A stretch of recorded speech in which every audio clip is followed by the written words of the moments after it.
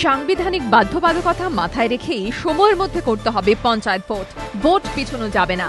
পঞ্চায়েত মামলা শুনানিতে সোমবার এই কথাই জানায় কলকাতা হাইকোর্টের ডিভিশন বেঞ্চ। সেই মন্তব্যের প্রতিফলন দেখা গেল আদালতের কার্যকারিতাতেও। দুদিন শুনানির পর মঙ্গলবারই পঞ্চায়েত মামলার রায় ঘোষণা করে দিল কলকাতা হাইকোর্টের ডিভিশন বেঞ্চ।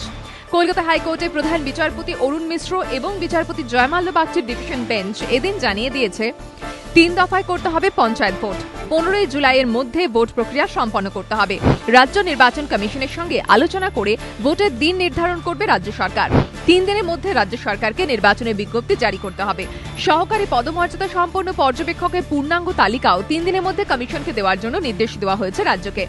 নিরাপত্তা প্রসঙ্গে আদালত জানিয়েছে অতি স্পর্শকাতর বুথে দিতে হবে 2 জন করে সশস্ত্র পুলিশ আর 2 জন করে কনস্টেবল।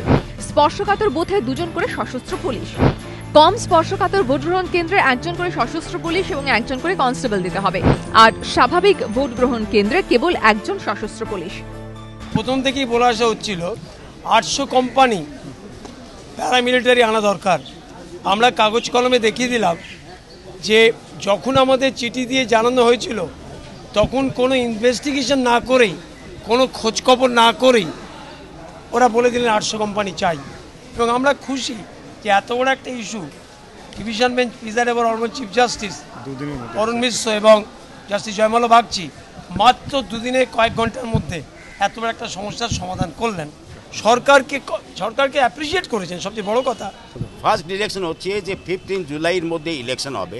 কেন্দ্রীয় বাহিনীর ব্যাপারে বলেছেন ডিভিশন বেঞ্চ যে whether it is central police force or whether it is state police force, that will be brought from outside. আদালত এদিন রায় জানিয়েছে রাজ্যে সশস্ত্র পুলিশ ও কনস্টেবল দিয়ে ভোট করানোর ক্ষেত্রে চাহিদা ও যোগানে ফারাক থাকলেও সেই অভাব পূরণ করতে হবে রাজ্যকে।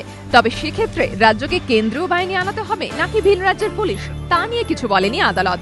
ধ্রুবজ্যোতি প্রামাণিকের রিপোর্ট, এবিপি আনন্দ, কলকাতা।